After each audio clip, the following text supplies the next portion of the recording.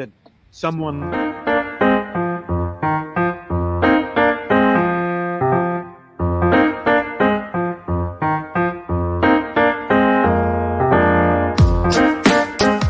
neighborhood beautification. That's very important to Detroit. It's very important to block clubs, organizations, and people who live in the community. We got started with 2 lots and a vision of a treehouse center. Because if we can take these blighted lots, Detroit give us grants to be able to do something with them that the community wants, it's a plus because we're bringing our neighborhoods back to where we want them to be, where they should be. All because I live in Detroit. Good morning and welcome to another episode of The Week That Was. My name is Saeed Khan. Here we are on Labor Day long weekend. So I hope all of you have good plans coming up. But first, you must listen to this show because we'll give you a wrap-up of what has been going on over the last 7 days.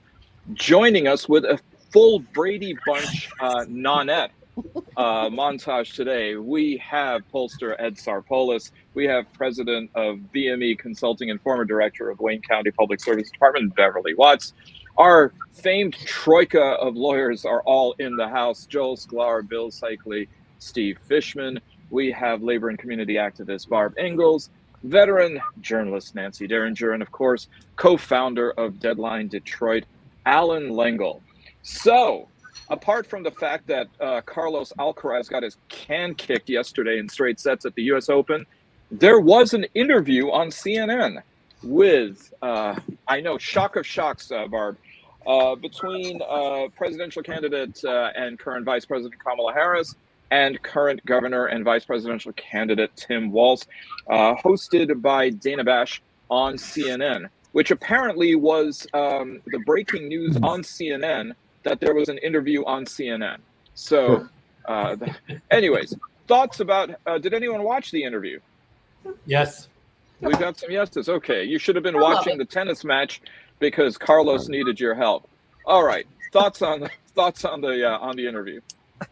Well, first of all, when looking at polling, one thing that the vice president has to worry about is being perceived as a woman, and I mean that in a okay. As opposed to what? Well, the point being an Indian or black, Nancy. Keep up. Okay, because what's going on right now amongst some of the soft vote is the fact is automatically because of the male population, women cannot be serious, they cannot be professional, they can't be presidential. So she can't be bombastic, she can't attack Trump as much as she would like to because she has to show she basically has to pretend she's already in office. Because otherwise it hurts her in the numbers. She is. Ed, well, that's really interesting, Ed, because just today it was announced that Prime Minister Keir Starmer in England ordered Margaret Thatcher's portrait to be taken down because it freaked him out. So, here we've got the Iron Lady in Britain who clearly had the bona fides to be a leader, and yet we seem to be skittish in this country. Oh my, how much is separated by one ocean? But it's interesting, Ed, because I most of the polls that I've seen, non-presidential polls, is that a woman in elections has a general advantage. That that nowadays women stand a better chance of getting elected. Okay, but culturally, certain cultures, when I talk to people in the black community, women are not perceived to go up to a governor or above. They're allowed to run for anything by a certain level. Same thing in the Arab community, a lot of different communities, they're not perceived above a certain level of officialness. And Beverly, I'm sure you've seen that happen in different communities yourselves in your studies. There's a certain perception they can, but not this far.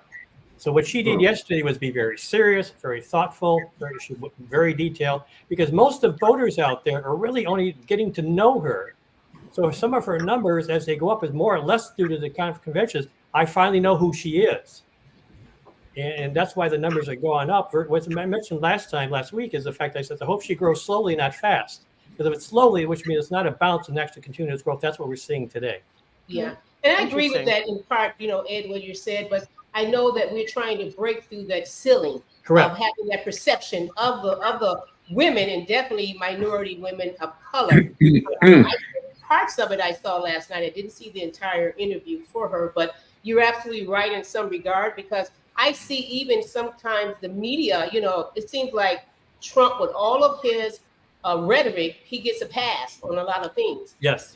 Whereas I agree, she will not get a pass if she was spewing the same kind of venom and, just rhetoric that he is spewing out. So I think that, even this drumming up to like, oh, she hasn't sat down and gave an interview. Well, hell, she hasn't been running for a year. That is correct. Barely been a month. Yeah. Yeah. It's just Barb. it's not fair. It's not equal. But just like Michelle Obama said at the convention, it's going to be a lot of rhetoric. Keep focused. Don't look to the left or the right. Just look ahead. Knuckle down and just keep focused all the way marching into November. Yep. She can only look good if she stays out of it. I mean, just yesterday, Trump was talking about bacon and wind in his speech. And free IVF. And JD Vance was telling Kamala to go to hell. Yes. Trump was forwarding or liking blowjob comparisons between Kamala and Hillary Clinton. Kamala can just do best by just letting the crazy train drive past every once in a while and concentrate on life, because you can't out crazy him. It's impossible. Did you see her response to that, Barb, last night? Well, actually, did you see how she answered? The best thing she answered with the fact was not the answer about the racial kind of thing. She says that's old news by Trump. Yeah. I'm not going to answer the question. She is ignoring she said that's just his old playbook. Next question. Right. And it was wonderful. I thought it was wonderful. Right, and all they do is show their own ass that way. So keep at it, guys, because it's not. It's going to get worse. It's going to get worse. worse. It's going to get worse. Yep. Allan. Well, I was going to actually just say the same thing about how she answered that question about the race and stuff. I mean, it made her look like the adult in the room. Like, ignore that junior high punk. Let's just move on to like the business that we're here for. Yeah. Well, Allan, there was pretty low another standard, adult. Allan, looking like the adult in the room with Vance and. As someone pointed Pretty out, low Vance bar. was in Boston at the Firefighters Association or whatever, and Tim Walz was there earlier, got a standing ovation, and then Vance came and was getting booed, and I guess there were people in the audience who had T-shirts that said "Trump's a scab" or something. So, Hey, Jeff, there's a whole Did you see the video? I mean, he got booed loudly. yeah. He said, "Well, I guess there's some haters and some whatever, but Oh yes. he's it's bad when you can't even go in and get cheers from the donut shop, the local donut shop. You can't even buy so root beer. awkward. He's the most awkward human ever. He went in there and ordered like a CEO, like, give me some of the sprinkles or whatever. We go, I want some laser focus when you're in the donut shop. He was trying to shadow Rodney Dangerfield in the pro shop in Caddyshack.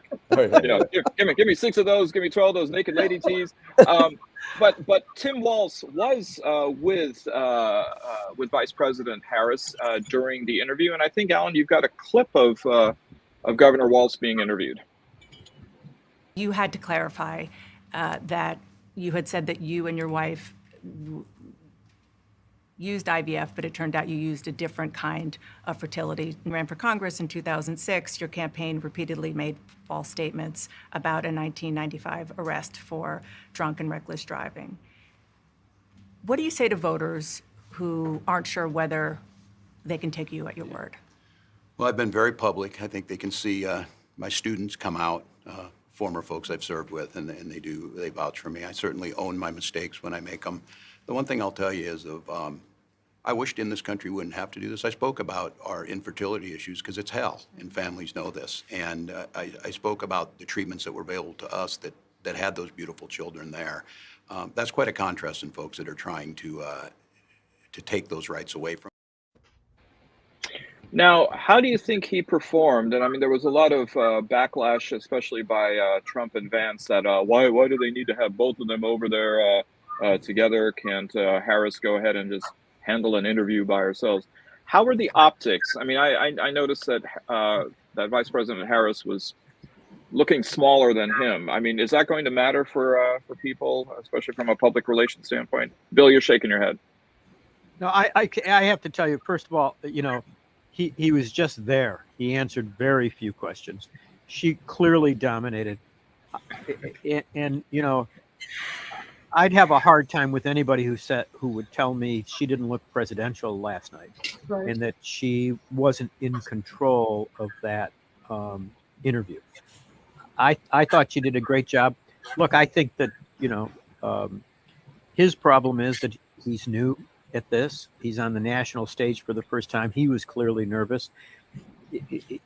He looked like she did in 2019 in some of those interviews, but she's got a lot more experience than he does.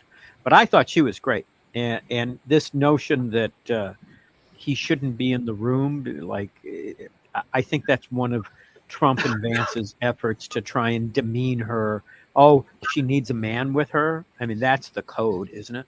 I saw a graphic this morning that showed like the last 10 presidents doing an interview with their vice president. Yes. So it's not unusual. It's just that Trump and Vance are kind of stupid and don't know history. And the media is kind of. And again, they're not gonna allow her to be on the same playing field. It could have been done 1,000 times before with your VP, but because she did it, and it goes back to what Ed was saying. She's a woman and she's a woman of color, so the rules of the game is not the same. I like when people come across a little nervous because they're like us. They're not like scripted. So a little nervous for me is normal. Then you get more human to me. Who wouldn't be? You're running for the second highest, position on the planet. So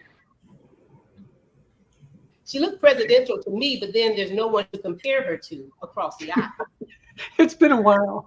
The only thing I would have done differently is gotten her a chair so she could have set up a little bit more up straight, so she wasn't leaning forward so much in her hands. I think next time I'll get her a better chair. I think that was a higher chair. That reminds me. Let me sit up straight. You look great. I have something to say. First of all, Joel, there's some static coming from your little area there, but and anyways, I would say I was a little disappointed with Tim Walz's answer. I wish he would have just been at least like, yes, as far as carrying a gun, saying that I carried a weapon. I mean, you could have said, yes, I was in with those weapons of war. I was in Italy as a backup. I probably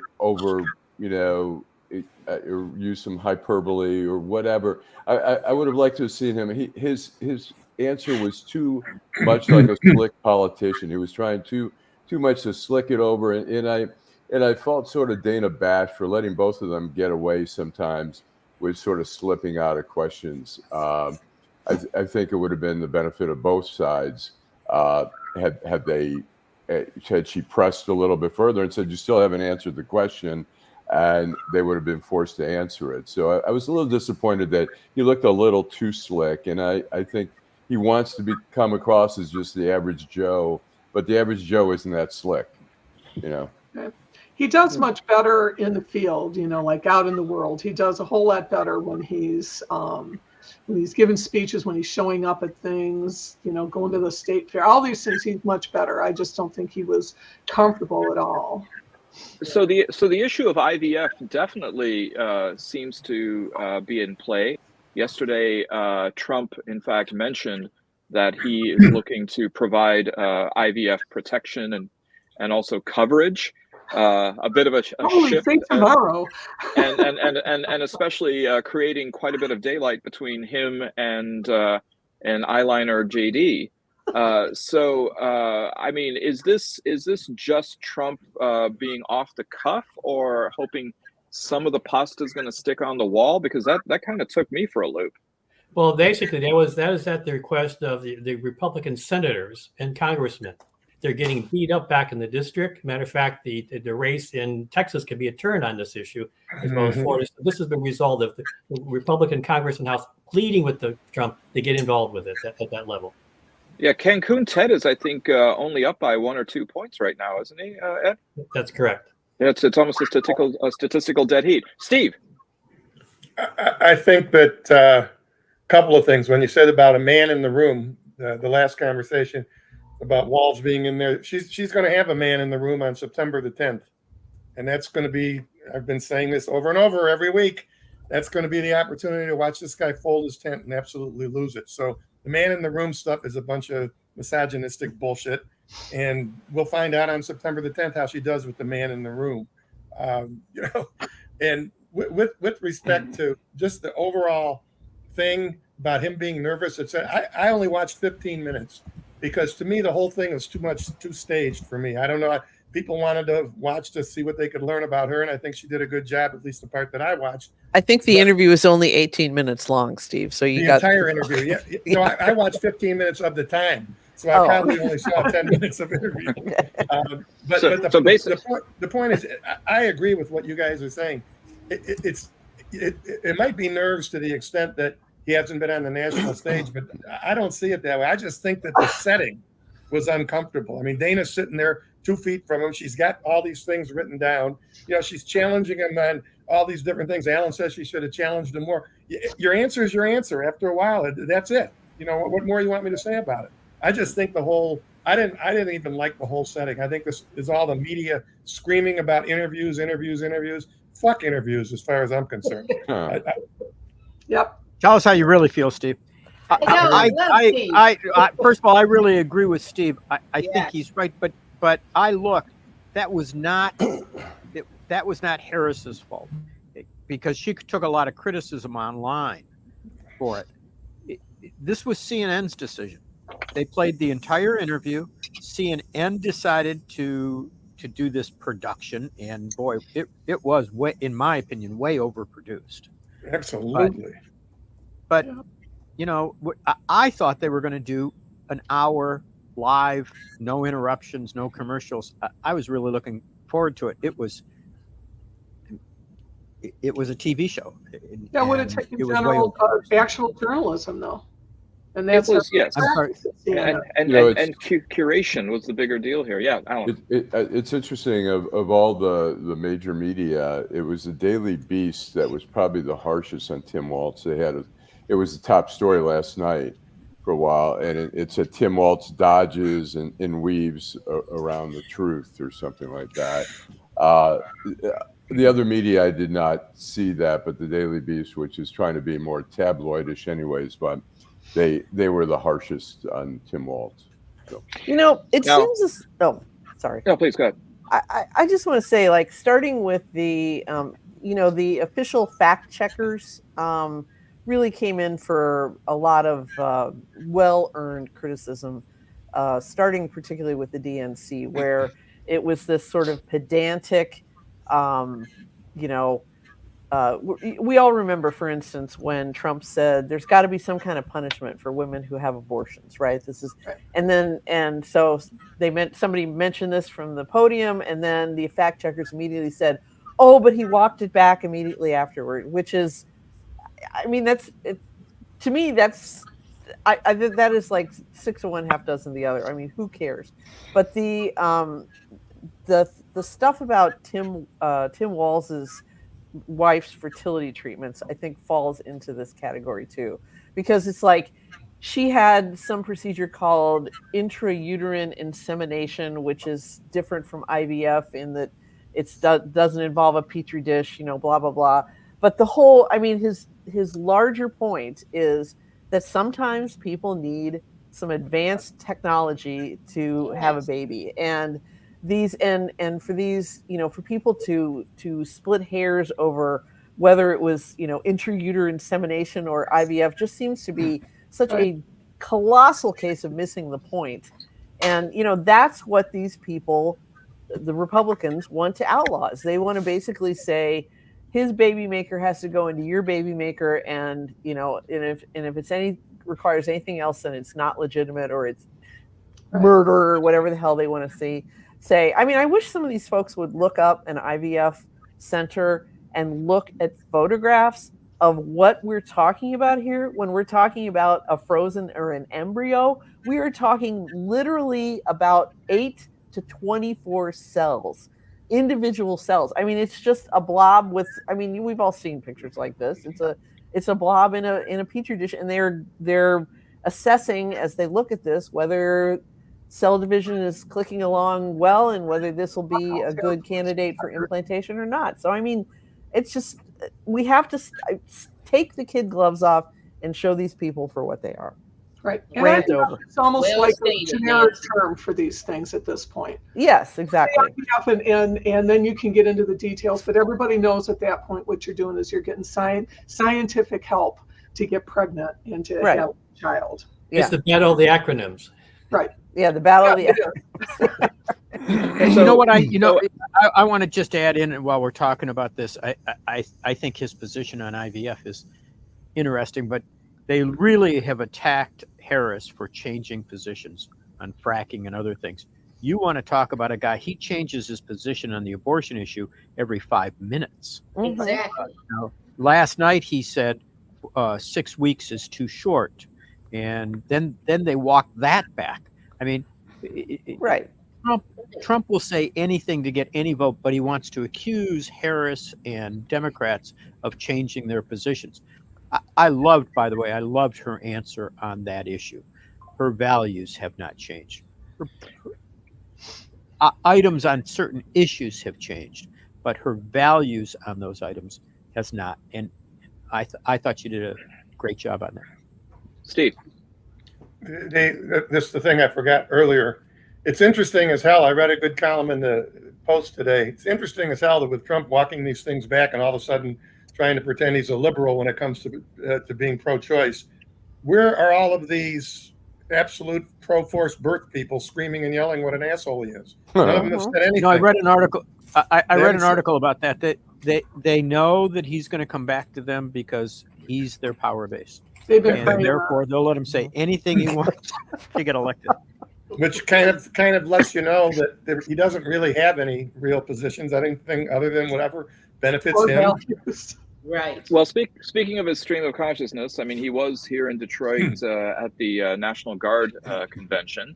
He was. And he was. And then after that, apparently he decided that he was going to show his adoration and love for veterans, especially those that have fallen and aren't named John McCain, by going to Arlington National Cemetery, where apparently there was a bit of an altercation there.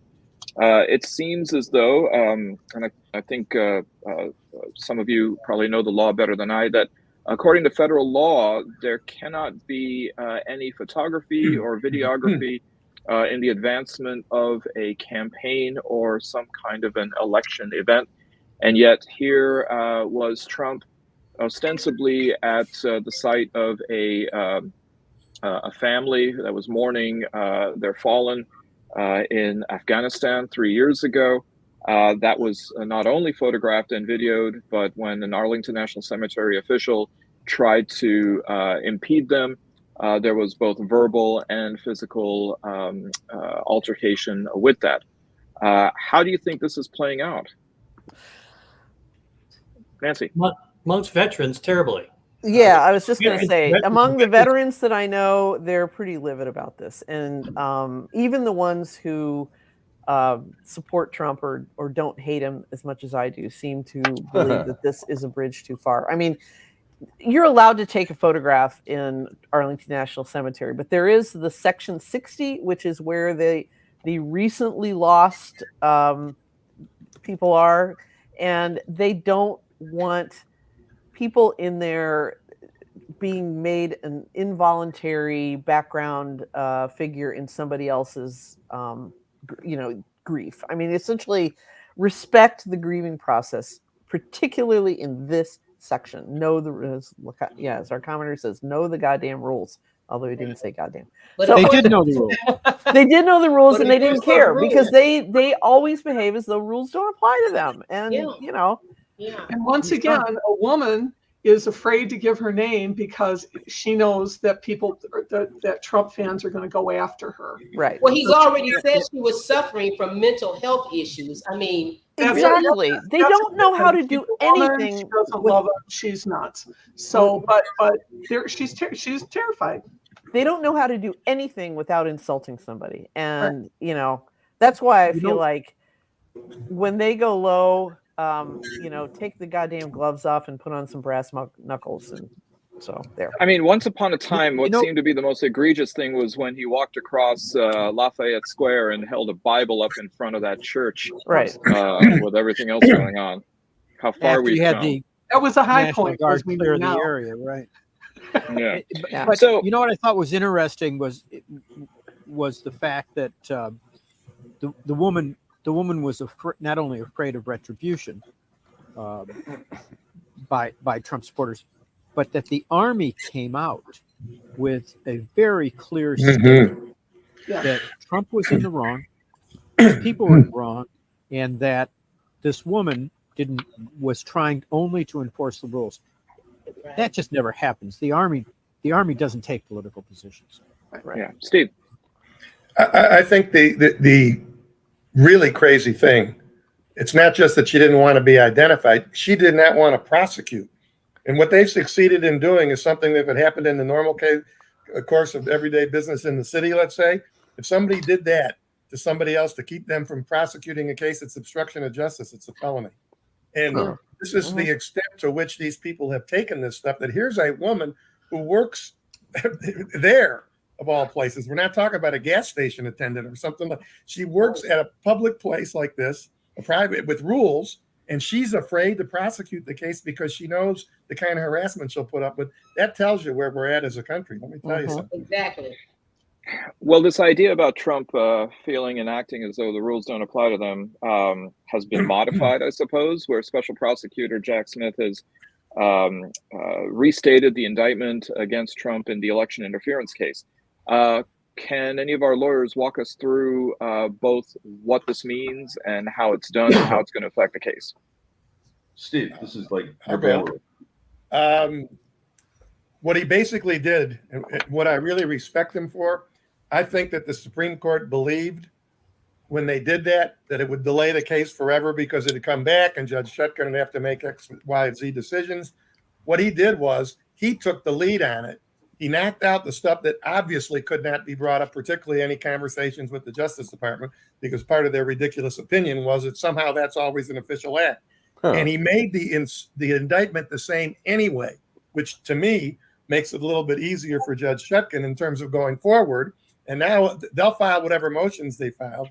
But he has now, again, stated that he committed all 4 of these crimes, and he committed them with evidence that we can show that's not excluded by the Supreme Court opinion. And I just like the way it changed the entire dynamic. Not to mention, it's helpful, in my opinion, to have a new indictment out there so people can read about maybe they've forgotten that the guy was convicted of 38 counts or whatever it was, or that he's facing other indictments. Now it all comes back in the news again, and now we'll see where it goes. But I thought it was a really, really ballsy thing to do, and I thought it was a really, really brilliant thing to do.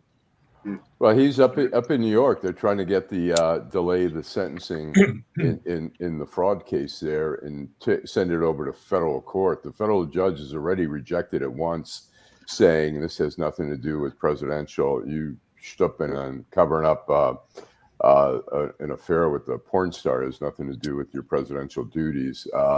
They're trying to again transfer it over there and delay the sentencing, which I'd love to see him get sentenced on something.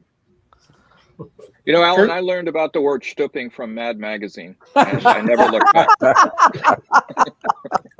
So we're now taking the Yiddish language to a different level. That's nice to see that you guys are enjoying Yiddish so much. Personally, I don't think he's going to sentence him before the election. I think it's getting too close, and I have a feeling he's going to adjourn it. Which doesn't mean the case goes away. And quite frankly, if he were to sentence him, he's not going to stick him in jail in October, right before the election. So I don't know how far that would get anyway. I have a feeling that he's going to adjourn it. Personally. What was really slimy, and although unsurprising given the sources, Ohio Congressman Jim Jordan subpoenaing the records of Morgan Stanley or wherever the judge's daughter works, to see if there was any kind of illicit communication going on that would create a conflict of interest. So our tax dollars at work, I suppose, with people like that. But closer to home in the state, we had, of course, the Michigan Democratic Party and the Michigan Republican Party conventions in Lansing and Flint, respectively, over the weekend. Any dispatches from them? Well, everything that I hinted at last week actually happened. I told you there was going to be some kind of at the convention, and it did happen. They brought back from the dead Miss Diggs to run for U of M region and asked Illich to rerun so they could not have to deal with Awana because of her comments that she texted about Killer Harris and some other things that she said prior to that. Well, apparently, I mean, from what I understand, half of the delegates in the room were Hueda delegates. Nonetheless, she came in third in a three-way race for 2 seats. But there was some controversy, Ed, about not only the proportionate voting, but the fact that the raw data, though requested, was not given, and the fact that a Hueda official was not allowed in the counting room. So how is that going to, because I believe that there is a lawsuit also planned. That happens almost every convention because I was part of those in previous past. I would say right now it's over with because technically the person can run. They got the nod, and the only thing that would happen if there was a change, their party doesn't have to back Awanda. They can go back to supporting Big and Illich, even if she wins the legal case. Okay. And then on the Republican side, because, you know, there's too much excitement in Lansing, apparently Christina Caramo made an appearance and also a scene. Any word on that? Go, Christina. I think they're treating her so unfair. I think the best thing to happen, other than Caramo, is the fact that their 20-year supporter and funder of the Republican Party, Ron Weiser, was kicked off the U of M Board of Regents. Because remember, he was the one that gave them $2 million every year. So basically, he said he was done with the party. Now he's totally done with the party because now he has nothing to do with them. Yeah, exactly. Can I just have to say, and you know, it's funny because we've been talking about the Republic. Because I worked as a precinct poll worker and I did the absentee counting boards, I tend to pay a lot of attention to anything about the election process. And if you follow the crazier parts of the internet and some of these people, they always advocate, even people like Elon Musk advocate hand counting ballots, which sounds like a great idea if you're only looking at, say, one race. But of course, every ballot generally has 15, 20, multiple races on it. And I've never understood how you're supposed to hand count, a bazillion things. But anyway, they did their hand counting at this convention, and it took hours and hours and hours to get the final results. I mean, it was past 11 o'clock at night before they were able to say with certainty who won some of these races. So I just, it's like they're, I don't even know what to say about the Michigan Republican Party anymore. It's really crazy town. So. All right. Yeah. Allan, why don't we go to a commercial? All righty, hold on here. Neighborhood beautification. That's very important to Detroit. It's very important to block clubs, organizations, and people who live in the community. We got started with 2 lots and a vision of a treehouse center. Because if we can take these blighted lots, Detroit give us grants to be able to do something with them that the community wants, it's a plus because we're bringing our neighborhoods back to where we want them to be, where they should be. All because I live in Detroit. Now, she lives in Detroit, and it looks like there's some interest in the Detroit mayoral race next time it's going to be run. Former Detroit Council President Saunteel Jenkins is considering a bid to succeed current Mayor Mike Duggan in the event that he is running for governor of the state, as reported in Deadline Detroit. Allan. I actually ran into Duggan on Sunday, and I said to him, so what's going on? Are you going to run? And he just kind of went, meh. He's being very coy about it. And I think he may be still trying to truly figure it out. I don't know that he's being somewhat coy, but he's trying to figure out, should he do one more term and say screw it, or should he go for the governorship? He'll have some competition there. Again, Jocelyn Benson, the lieutenant governor. But the question is, and on the city level, I mean, he'll have Sheffield and maybe Saunteel Jenkins. I think he can beat both of them. Well, right now, polling shows that he could win with 60% of the vote, no matter who they run against. I've been doing polling in the city, and he can beat him with 60%.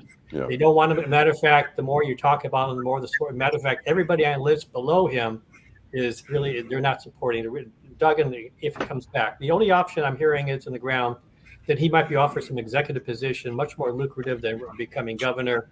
Remember, Duggan isn't about money; he's about power. And if he can't have power going to Lansing, he'll go up for something else. And when you say executive position, Ed, what are you talking about? What? Another like association, like Business Roundtable. There's a lot of different entities looking to replace their executives who are retiring. Yeah. Okay. Blue Cross is looking for somebody. Ed, have you looked at how Mayor polls in a race for governor? Yeah. The difficulty being is that you can pass them up. It just automatically they know Benson more than they knew Duggan. Okay, so the bottom line there he would be giving the edge. The question would be is if you look at Detroit and Wayne County, Benson would not win Wayne County and Detroit as of today. Wow, wow. Okay. So I mean, in a race against Duggan. In a race against Duggan. Yeah. Duggan, yes. What I'm trying to say is, if you look at Granholm, Stabenow, Whitmer, they tend not to win Detroit or Wayne County. It's usually the male does or somebody who's in that area. So that's normal. But Benson gets better outside of the Wayne County.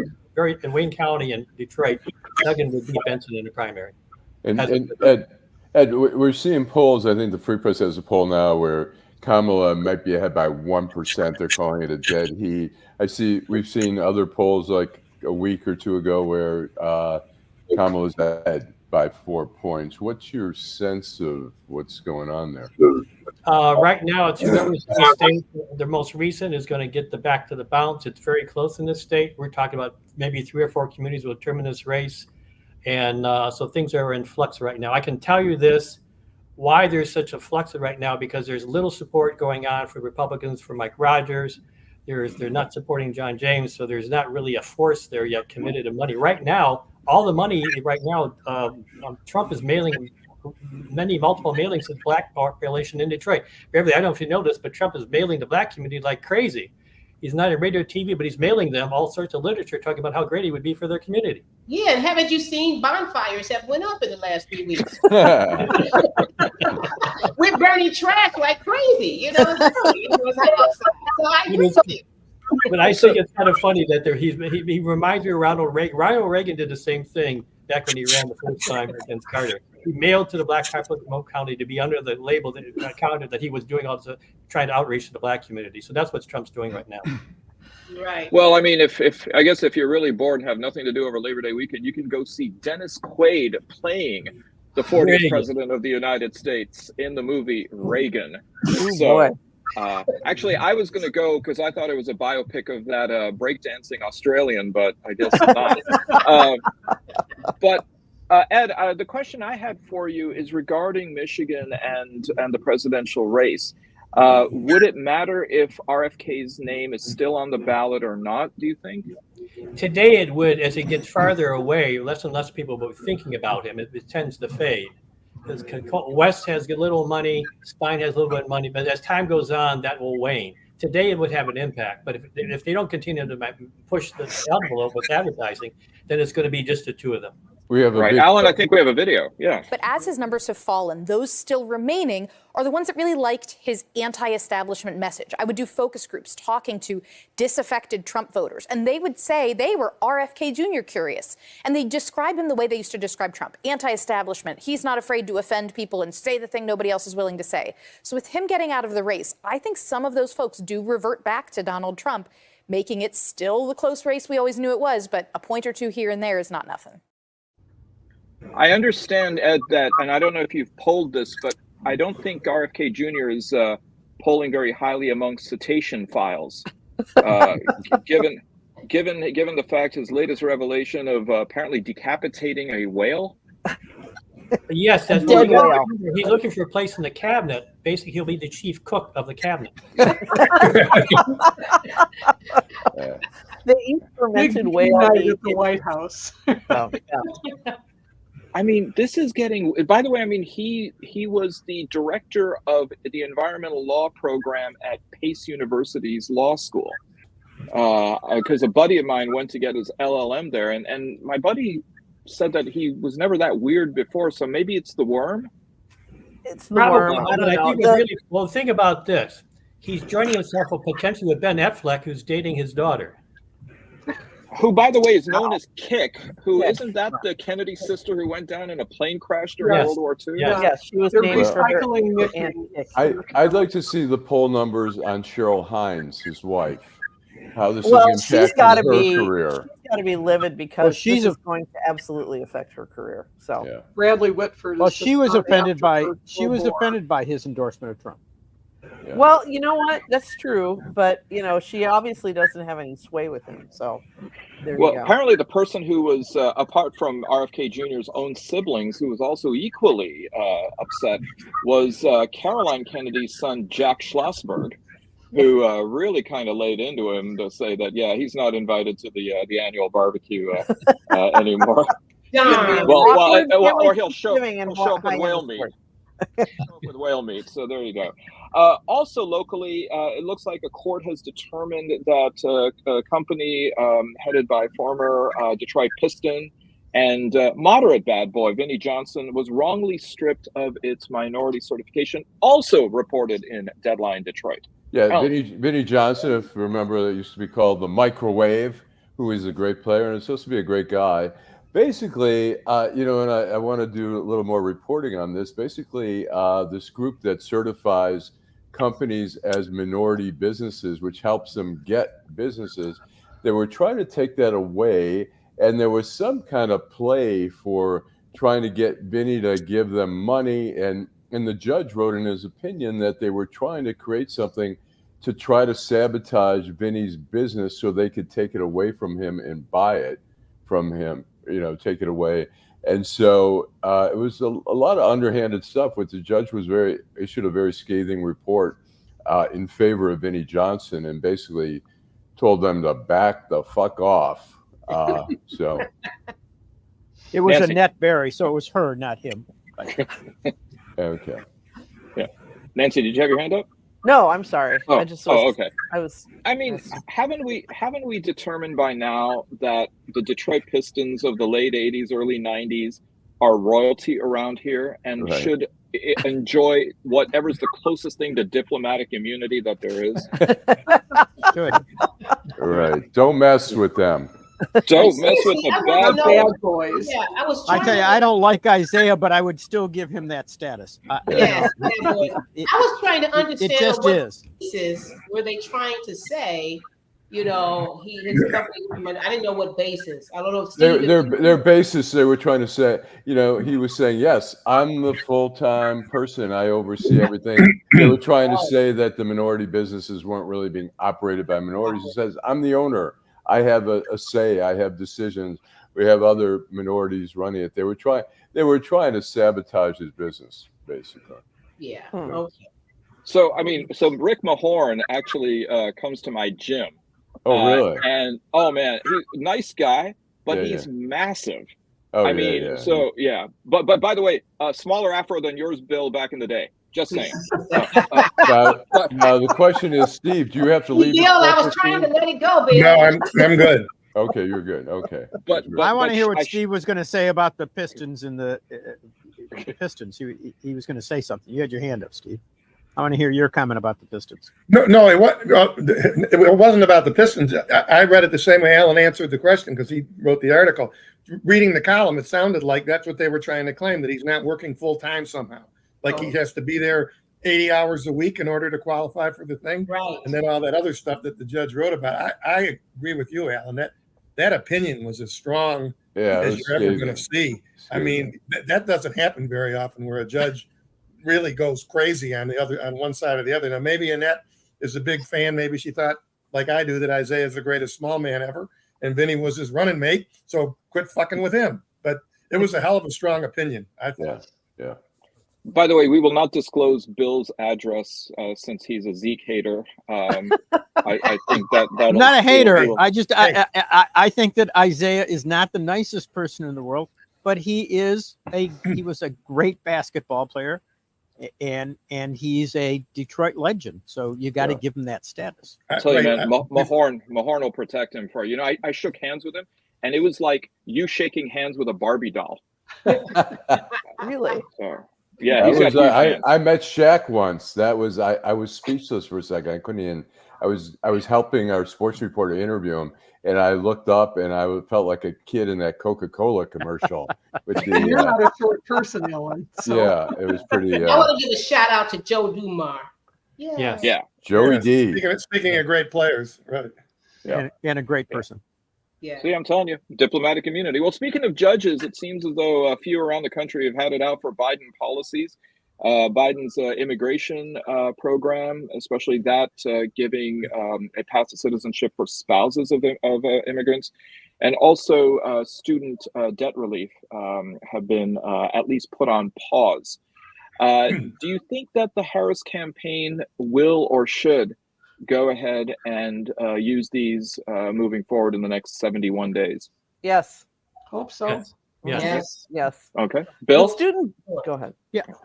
I mean, I don't want to get too geeky on this, but one of the things that has really bothered me is this attack on the Harris-Biden immigration policy. They worked very, very hard to try and get this statute passed. And the reason that Biden said, and most of his advisors said, we ought to do the statute rather than these administrative orders, excuse me, is that these administrative orders can be attacked and are being attacked by different organizations.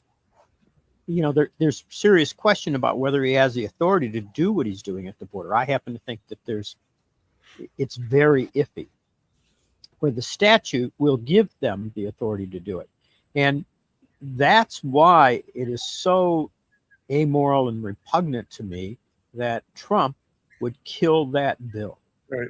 And I think that she's got to go into a little more detail about why that's so relevant. It's that you can't, in some ways, you really can't justify purely the administrative action. Trump loves that stuff because he wants to be a dictator. Right. But it's not the right way to do it. Steve. I think that what you're talking about there, without getting into the administrative orders or whatever, in the debate, I can't imagine that Kamala Harris isn't going to say to him directly, look, and I would call the Republicans by name, Senator Langford, the ones who worked on the thing, and they had worked out a bill, and it had boom, boom, boom, all the things that are favorable to what the Republicans believe, and you personally put a stop to it. You did it. Yeah. I just think that's going to be a great opportunity for her during the debate, because they're going to try to crap on her about immigration, and she should turn it around every time and point her finger right across the room there. There's the guy who did it. You guys don't like it? Talk to him, because he's the one who did it. And I would call the Republicans out by name who were supporting it. There's nothing wrong with that. Call the Democrats too. I can't believe they're not using that clip from the State of the Union where he was nodding his head when Biden said it was the toughest immigration bill ever, and Trump killed it, and he was nodding his head and said, that's right.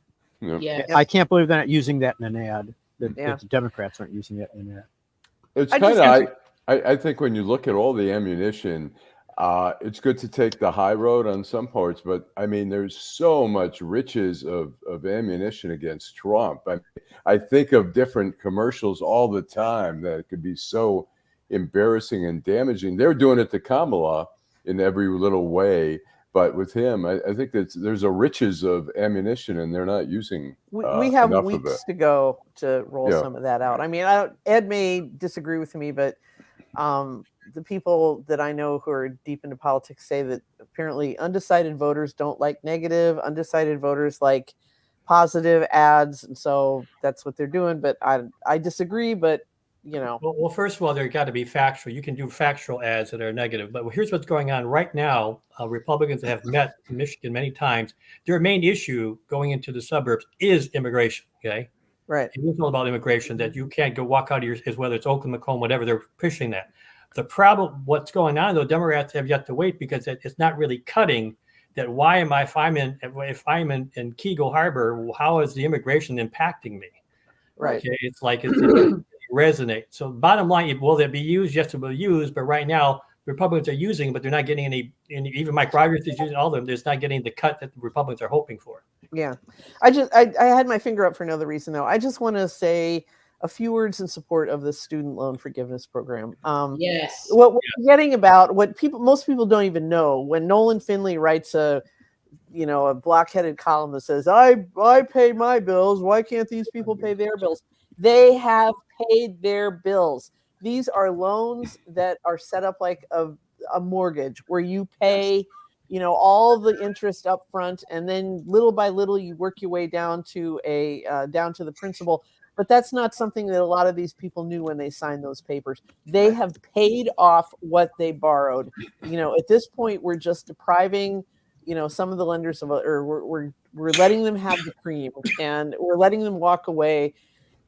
Investment in higher education is like one of all education, but particularly higher education, is one of the biggest returns on investment that public dollars can buy. And the idea that we are, splitting hairs over, when the cost of higher ed is so high that we're splitting hairs on this and discouraging people from taking out these loans so that they can get a better education, it just blows my mind. But well, especially in light of all the corporate debt relief that happened. I mean, these people act like that's right.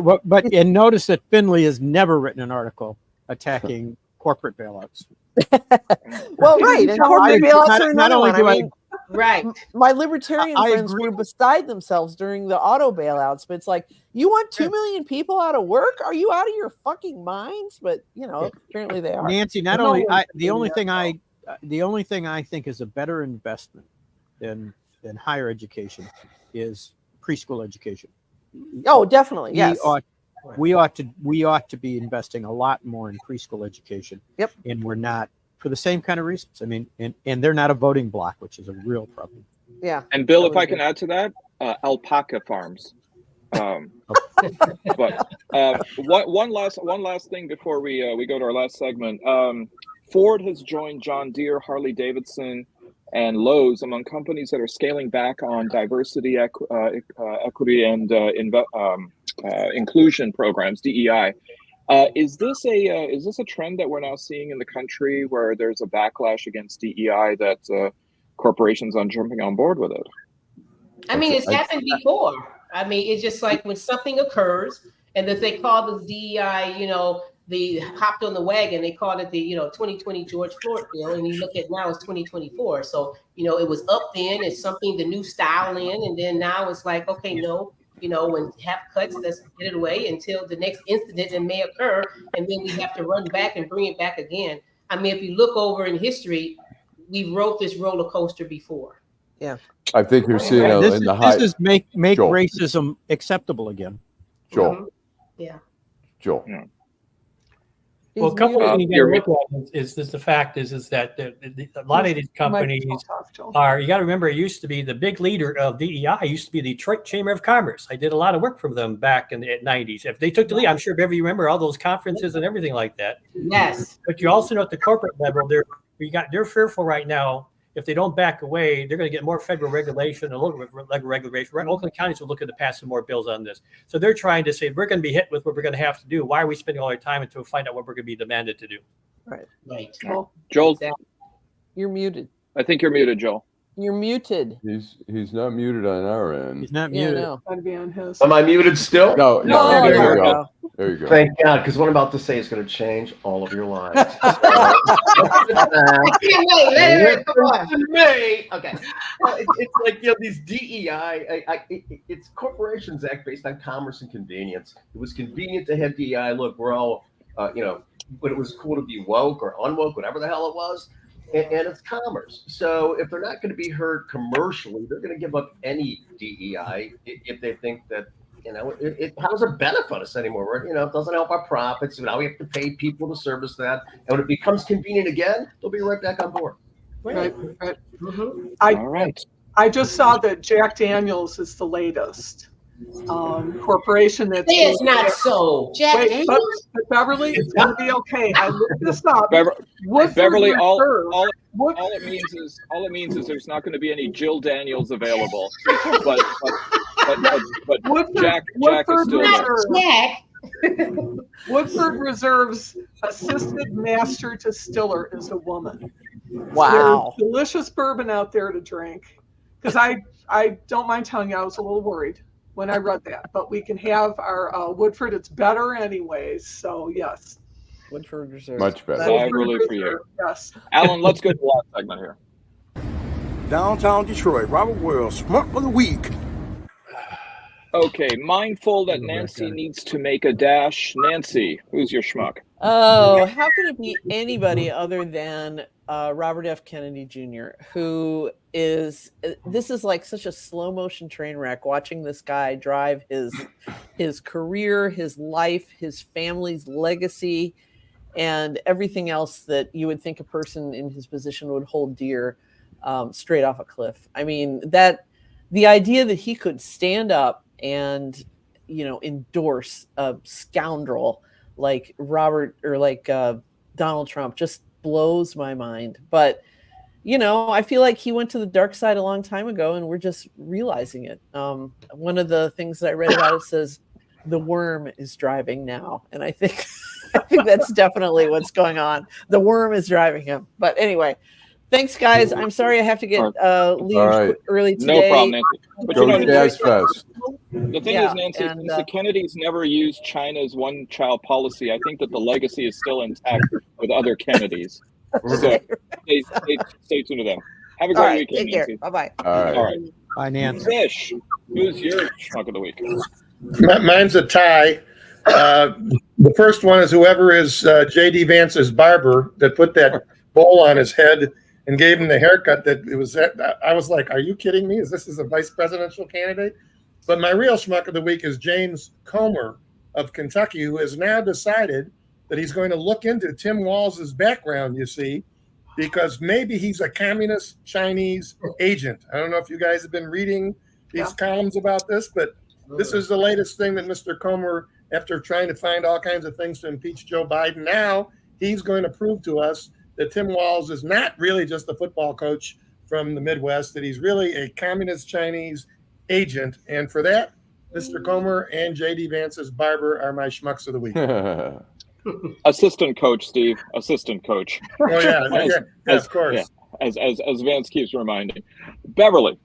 Okay, just two quick ones, and everyone knows these two schmucks. I mean, I tried to find other people, but they really topped it out for me this week. Former president and his VP. Trump, of course, for that sexual, unexpected comment about, you know, Kamala and Hillary Clinton. You know, we're getting too low. That was really low for him, especially since, you know, we won't go into his felon record about, you know, sexual with the former whatever porn star. And then, of course, Vance. You know, he said a lot of rhetoric. We know he's low. We understand his head may be tight with the bowl, like Steve said. But to say and scream and incite a crowd to... Oh, no. I think she froze. You're freezing. JD, let her go. All right. Elon Musk hasn't taken over this show, has it? I think he is. He is conspiracy. So those two are my schmucks of the week. Not to go to hell. Come on. Okay. Ed, who's your schmuck? Corey Lewandowski and Jesse Waters. They lied on TV publicly just before the evidence came out. Jesse Waters knew that the Fox was putting out their polls showing Harris going up, but he was literally saying she was falling in the polls. Within an hour, they showed that he was wrong. Corey went against Ari Melber. He was asked why he lied the last time, and he was continued to lie and telling that Ari Melber was lying, and he was exposed. Both were lying, saying that everybody was false. They were right. Alternative facts. Yeah. Joel. Mine are for Trump and his cohorts who use the term Marxist when describing Kamala. I don't think anybody knows what a Marxist is. I have not read the readings of Groucho Marx in some times. And my guess is, you know, that's what he's referring to. So it just drives me insane. Like communism, you know, this like throwback to 52 McCarthyism. I don't think it's got much traction, man. So so Trump and coming up with this, you know, 1952 McCarthy, you know, approach drives me insane. Harpo again wrote a wonderful autobiography. I love that book. That's a great book.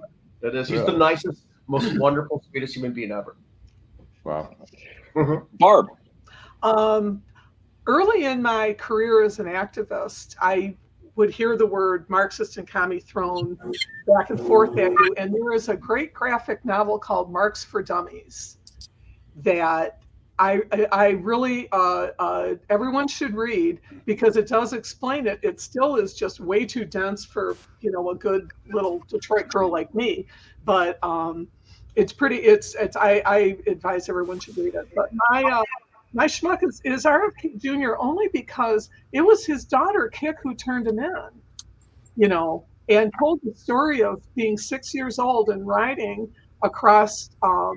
I think across New York State with a whale head in the back seat of the car. And she described it in just such horrible terms. And I think that traumatized her for life. And for Kennedy to be traumatized, that's not an easy thing to do. It's like built into those guys.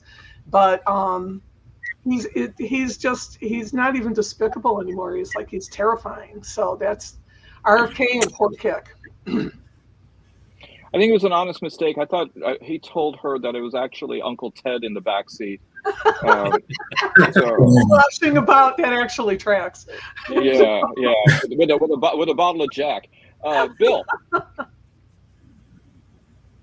I can't. I almost can't do this now. First of all, I've got two things. One, I've got a mensch of the week. It was Allan Lengel's birthday this week, and he's my mensch of the week. Yeah. I want to say happy birthday. Thank you. Thank you. Thank you. Second, and I don't like doing this. I've never picked Trump as the schmuck of the week. Not that he doesn't deserve it, but I understand what he's doing. He's trying to bait Harris into the sexist and left wing and race issues, but he's just gone too far. He posted something on Truth Social, and I think on X, but I'm not sure, about it's funny how low jobs have affected both Hillary and Kamala Harris's lives with them. It was disgusting. It was one of the most disgusting things I've ever seen. And if Musk didn't own X, he should have been thrown off for it. It's just right. You can't. It's too low. Yeah. Then then this Comrade Kamala nonsense that he does, crazy. And the race baiting. He simply will not stop. But it gets even worse. He spent his time in Michigan, in which I understand that he's had a very small crowd yesterday. Yep. At least that's what I read this morning. Yeah. Barack, where are you when we need you? And this guy does nothing except complain about how he's treated. Yeah. We have some fairly serious issues going on in this country. This is a very serious election. The middle class, the working class is in real trouble in this country for a number of very serious reasons. And what does Trump focus on? How badly he's treated. Give me a break. Yep. Thanks. Right. Yep. All right. Allan. First of all,